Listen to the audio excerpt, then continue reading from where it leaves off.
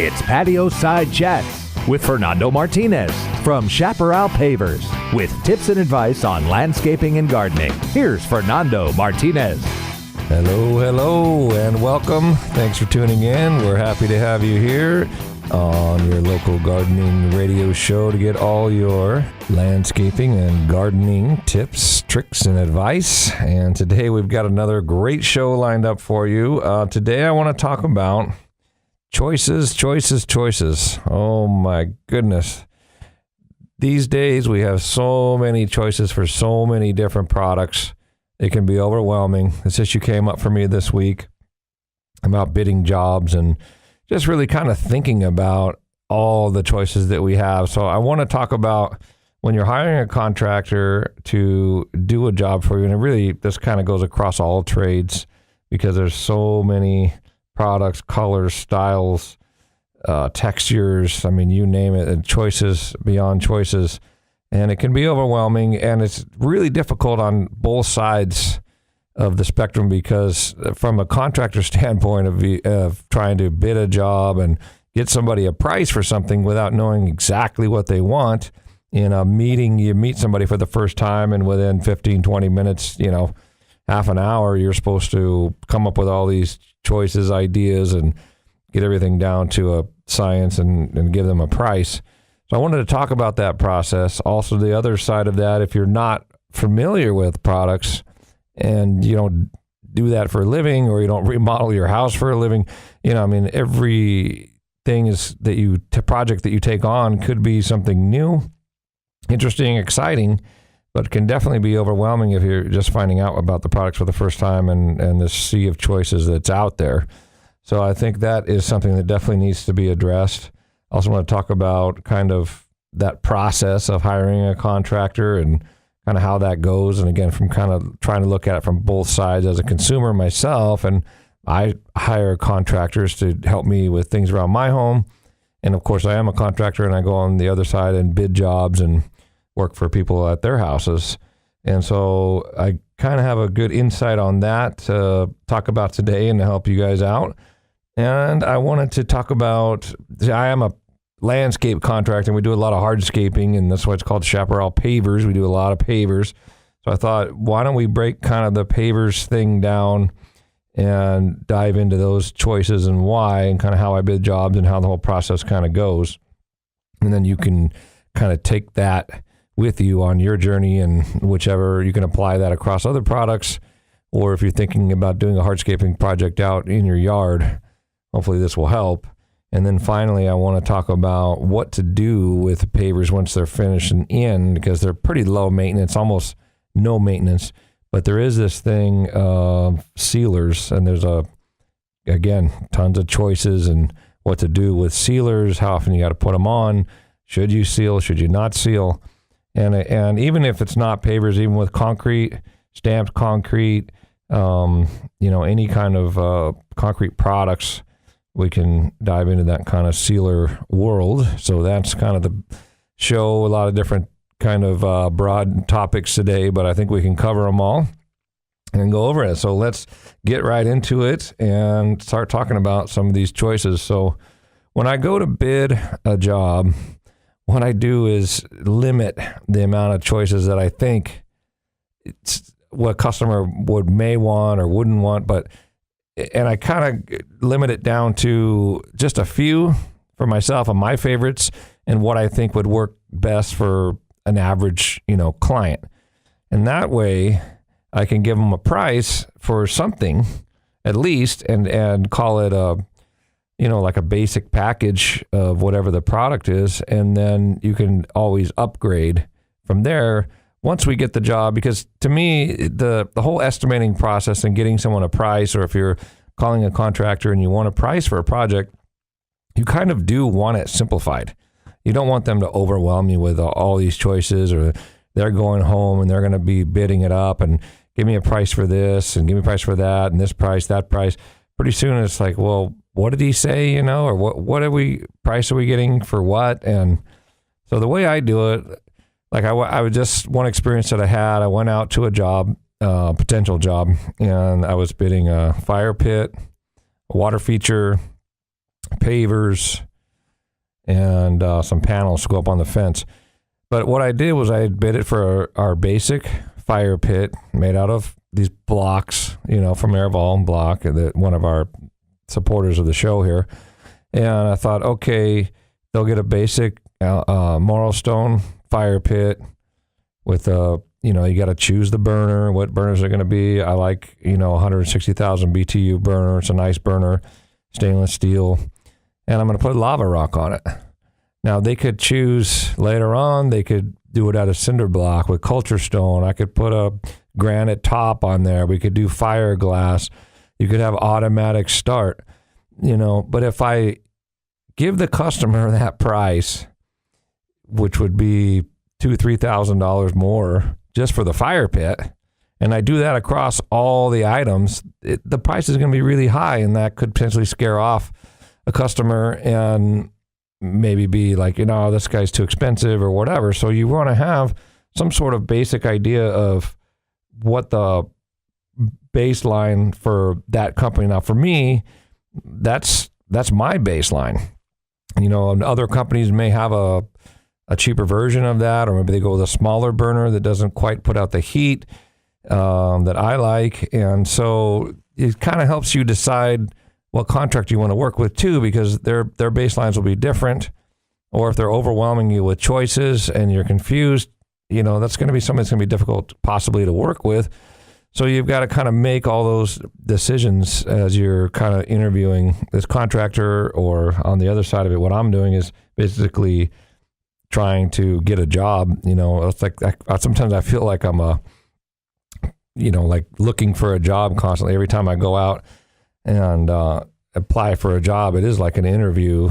It's like every estimate for me, I'm interviewing for the job. So, and you're kind of interviewing that contractor to see who you want to work with. So when it came to the pavers, I bid it for just, a nice basic paver, but not tumbled, not upgraded or anything. And that way they can get a base price for that.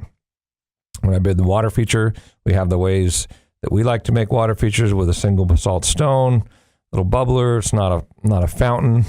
I don't like fountains because the pumps are really small. They get dirty really fast. They run out of water quickly. It's hard to work on. You're trying to level them. So my base water feature is probably a little bit higher than what a gardener or somebody else that was maybe bidding a water feature. But who knows? Or I could be lower than some extravagant waterfall, koi pond that somebody else may be bidding. So I like to kind of be in the middle there and say, okay, here's a baseline for us. Single basalt stone is a decent price. Later, if the client would like to upsize the pump and get 3 basalt stones and really get a nice water feature, maybe they want to put lighting on it. So all those are options and choices that can come later. But to me, it's really smart to give them a base water feature, base fire pit, a base of the pavers, and here's your base price. This will look good. It's going to work and last and be a really good job for you. And then once we kind of get in here to the nuts and bolts of things, you kind of get used to the idea of the price. And say, well, I'd like to upgrade, my stone fire pit to a copper bowl with fiberglass. Perfect. It's going to be this much more. Or I'd like to upgrade those pavers. I really like these tumbled pavers better. All right, great. And so to me, that's kind of really the way the process should work. And wanted to give you an idea of some insight of that. If you're, I go on these estimates 2, 3, 4 times a day sometimes. And so I wanted to kind of give you as a consumer kind of some insight to that and why maybe contractors would do things the way they do them or present them to the clients, kind of in that way. Now, one thing I did want to mention here before I forget is to hire a licensed contractor. And there's a couple reasons, main reasons why you should do that. And it's really, even if you get a licensed contractor, it doesn't necessarily mean, and I hear the story still to this day, hiring licensed contractors who, maybe did shoddy work or didn't get the job completed or it wasn't what they thought it was going to be. So even within licensed contractors, you still want to hire the right one for you, the best fit, for the job and reputable, and it's going to do a good job. It's going to last for you. But if you don't even take the time to get someone who's licensed to go below that, a high likelihood that you're not going to be happy with the job, or something's going to go wrong, or there's not going to be any recourse for you. So number one, just in case not everybody knows, any job that's over $500 in materials and labor, you have to be a licensed contractor to take on that job for that specific trade that you're taking it on for. Now, if you do that and they're a legitimate company and they have employees, they're going to have workers' comp insurance. If they're not licensed contractors, the chances of them having workers' comp insurance is pretty low, and it would fall on your homeowner's insurance possibly if something were to go wrong or happen to somebody on your property. And there'll be very little recourse if they don't finish the job, or if you give them money and they don't come back and you try to take them to court or something. It's very difficult because you're doing something illegal. You're hiring someone to do a contractor's job that's not a contractor. And so it's going to be hard to get any kind of recourse for that. So it's pretty important. And even, like I say, check their contractor's license. Could be revoked. There could be some, complaints on there about it. And that's what the CSLB.com is for, which is the Contractors State License Board. And that's CSLB.com. Get their license number and, look that up. It's a simple little check. It's just a contractor license number check. And you should do it really on every contractor, and the contractor should be happy to show you that if he's got a good record and his license is active. And then, of course, check out the reputation online and everything, so that you've at least got a decent chance of getting a good job done and being able to have some recourse if it's not done correctly or if the job goes south. And definitely ask for a contract, read the contract, have them sign it, you sign it. Everything should be spelled out in there, exactly what they're going to do, time frames when they're going to do it, payment schedules when they expect to get paid.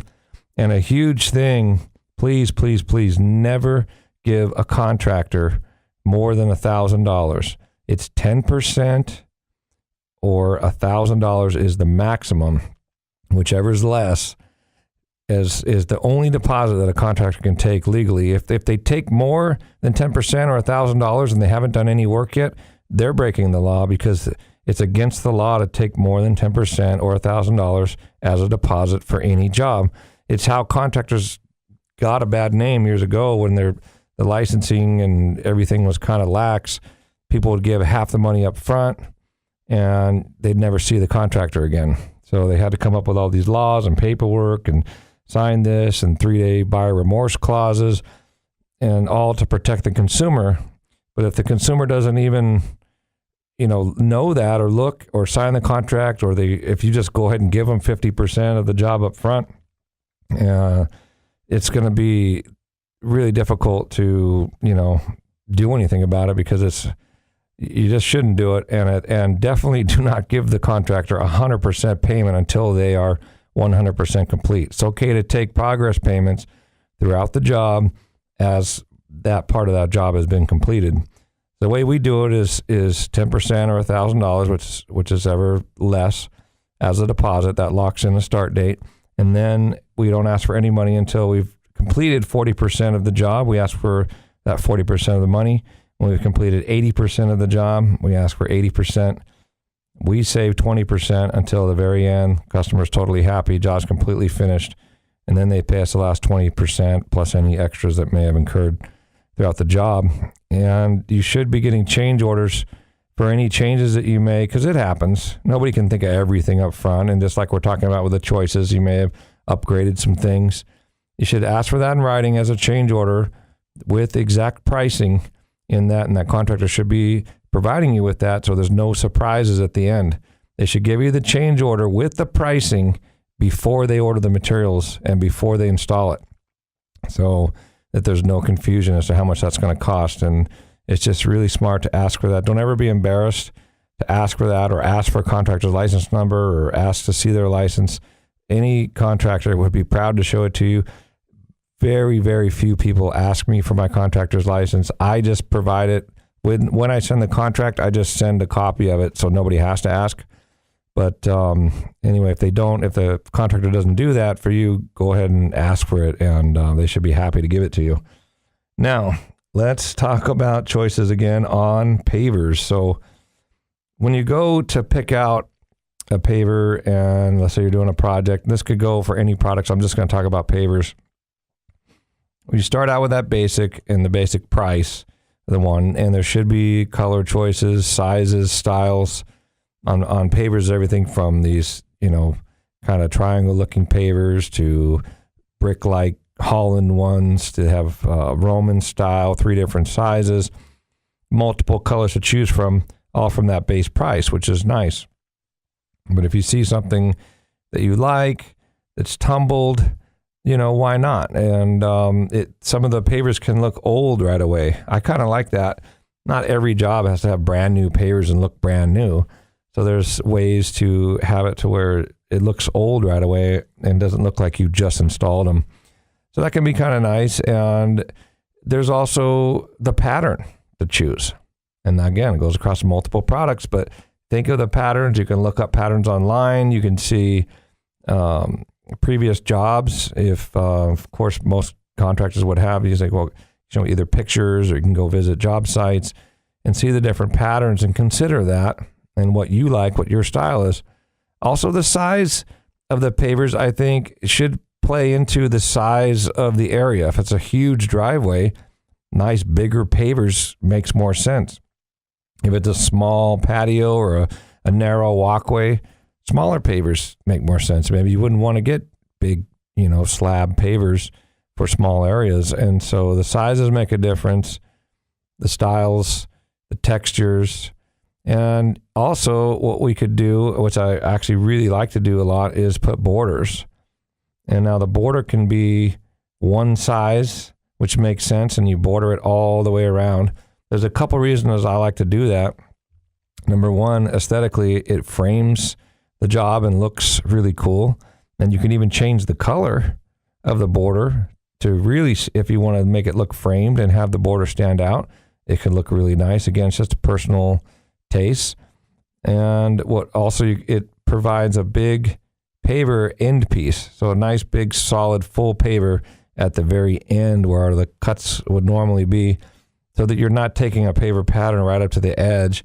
And if you have a little sliver of a paver left to continue the pattern, it's not going to be that edge paver and pop out. There's going to be a full paver that it's up against along that border so that it really locks them in. So the locking aspect really helps by having I like doing the bigger pavers on the border, especially on big size areas or decent size areas, say. I have done these large Magnum pavers on a 4-foot walkway. Looks fine. So again, it's personal taste, tons of choices, but have fun with the process. Don't let it overwhelm you. Use the kind of designer's eye, and get some of their advice, but do what you want. It's your house. You're the one that's going to be living there. You're the one to be walking up or driving on the driveway or walking up the walkway, whatever it is. And so definitely don't try to match everything. I think the classic thing of what everybody would think if you weren't a designer, like a tan house, and we got to do the tan pavers, and it's just not. It's better to contrast if you're not sure, I think, or unless it's a real perfect match, or you've got green trim and that there's kind of a gray green paver, and that green's kind of pulling off the trim. Maybe the roof is gray and the house can be, white or tan or something. And then you can tie in colors and still contrast and have it look nice. And if you do that gray green paver, maybe do the gray charcoal border, or there's so many different ideas, but I really don't like matchy everything. I like that pop, of a different contrasting color to let the house stand out. Really, I like the house a little bit lighter in color and the pavers to be a little bit darker, usually if you can, unless it's a really dark house. And that way the house kind of stands out. That's the other thing too, when you're doing one thing, a project, and you're trying to, decide how it's going to look. Don't just look at that exact thing. Look at the whole area, the whole home. It should be welcoming and inviting, and it should be a nice place, not a nice patio or a nice driveway or pavers or whatever it is. So, alrighty, we'll be right back to finish up. I want to talk about sealers, and we'll be right back. You're listening to Patio Side Chats with Fernando Martinez from Chaparral Pavers on California's Central Coast. Here on 1240 AM and 99.5 FM, KSMA. This show is brought to you by Airval Block. Concrete paving stones or pavers are not all created equal. Airval Block pavers are created from a dry mix of gravel, sand, cement, and color. With very little water used, they're super strong. They won't crack or fade. And to be an Airval Block paver, the gravel and sand come from right here on the Central Coast, supporting our local community. Airval Block is the only local manufacturer of concrete masonry products like pavers, mortarless retaining wall blocks. Airval Block products are high quality for peace of mind, and there are many colors to choose from. And if you're not sure which products you need or how to use them, you will always get expert advice from the staff at Airval Block. Products made on the Central Coast for the Central Coast. Visit their fully landscaped outdoor showroom to see the many ways you can use Airval Block products at number 1 Suburban Road in San Luis Obispo, or go online at airvalblock.com. If you're thinking about installing a new paver patio or paver driveway, check out Chaparral Pavers online at ilovetocomehome.com. Serving the Central Coast since 2001, Chaparral Pavers will work with you to get it right and complete the job to your specifications, as customer service is king at Chaparral Pavers. Paver driveways are stylish and durable and guaranteed to never crack. If your old concrete driveway or entryway is a hazardous cracking mess, it's time to call Chaparral Pavers. Go to their website, ilovetocomehome.com. You'll find all the information you need. Check out photographs of past installations and reviews from Central Coast residents who have used Chaparral Pavers. And don't forget, all installations are guaranteed for the life of your home. So check out Chaparral Pavers online at ilovetocomehome.com. Chaparral Pavers, they'll make you love to come home. Now, back to Patio Side Chats with Fernando Martinez from Chaparral Pavers on KSMA. And we're back. Okay, so we're talking about choices today. All the crazy amount of choices that we have for all these different types of products.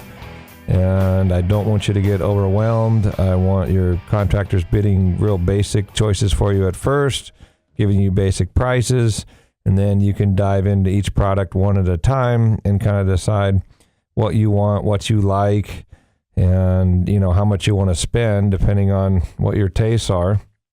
And that way it kind of breaks it down a little bit. It's even one thing I hadn't mentioned was like plant material. I love going to the nursery and I love taking my clients to the nursery. Plant choices can be very overwhelming as well. But if you stick with a style, you pick a theme, you pick something that works for you, and the contractor can help guide you. What I do with those, I just do a quantity and size and say, hey, this many plants, that size, 3 box trees, whatever, 1 gallon, 5 gallons. And that way you can get a price, simplify the process, and then go to the nursery and pick them out and decide what you want to do. I've seen really overcomplicated plans too with all these botanical names, and I just wonder how much that really helps the client. It's Strepsilia Strepsilia, which is a bird of paradise, or Raphiolepis indica. It's like, okay, well, does that really help you? If you don't even know what that plant is, sometimes I do see some pictures, but let's say they pick some, really cool plant and you fall in love with it, and then it's not available at the nursery. It just doesn't make a whole lot of sense. I like going to the stores, looking, feeling, touching the products and seeing them. And that way you can really say, what, this fits me, this fits my style, and it's available today, right now. It's not some special order thing out of some catalog. So we also talked about hiring contractors and making sure you stick with licensed contractors to keep the headaches to a minimum, because even with licensed contractors, sometimes it can be difficult. But if you get a reputable one and he is licensed and you fill out the contract and you read it all and everything's spelled out in there clear, it just really helps simplify the whole process. So even the process of hiring a contractor can sometimes be overwhelming if it's confusing or unclear. You know, and the different types and styles and everything as you go and pick them out. It should be fun.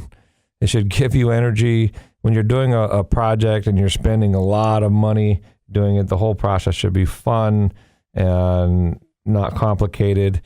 And you should be excited about it and picking out colors and really enjoying the process and not having it take forever too. I mean, who wants to be under construction forever? So the process should go relatively quickly. That's another thing about the contracts. There should be a time frame in there and end dates, and stay on them and say, hey, are you update me on the progress of this. Sometimes there's delays if you did choose some special order product and you're waiting for it to come in. It's possible it could go beyond that, but you can try to keep that to a minimum. So as promised, I want to talk about sealers. A question came up about sealers on a paver job that I was bidding, and he asked me about this wet look, high gloss sealer, and said his friend had it on his driveway. It seemed slippery. Of course, it was stamped concrete and this real high sheen. And I really am not a fan of the high sheen oil-based sealers. So I really like the low sheen water-based sealers. So if there's anything to do to pavers as far as maintenance goes, it would be to put the kind of a low sheen water-based, not slippery. It enhances the color a little bit. You get protection from stains and dirt and molds and things that tend to grow, especially in shady areas. And it does give you some UV protection, even though pavers really don't fade a whole lot. You don't have to seal pavers. They're perfectly fine by themselves, but 2, 3 years, 4 years down the road, when they get kind of dirty and you're wanting to clean them, it's much more difficult. And do not pressure wash pavers. It's a nightmare and makes a big mess. So I think 2, 3 years down the road after you've done the sealing job is when you really get the benefits and when you see the most benefit from that. So it could be a good idea to use sealers. Anyway, thanks for tuning in today. That's all the time we have. Check us out on Facebook, Chaparral Pavers of Santa Maria, and we will see you next week. This has been Patio Side Chats with Fernando Martinez from Chaparral Pavers. Go to ilovetoComeHome.com to find out more, or call 805-588-6917. And be sure and tune in next week at this same time for Patio Side Chats here on KSMA.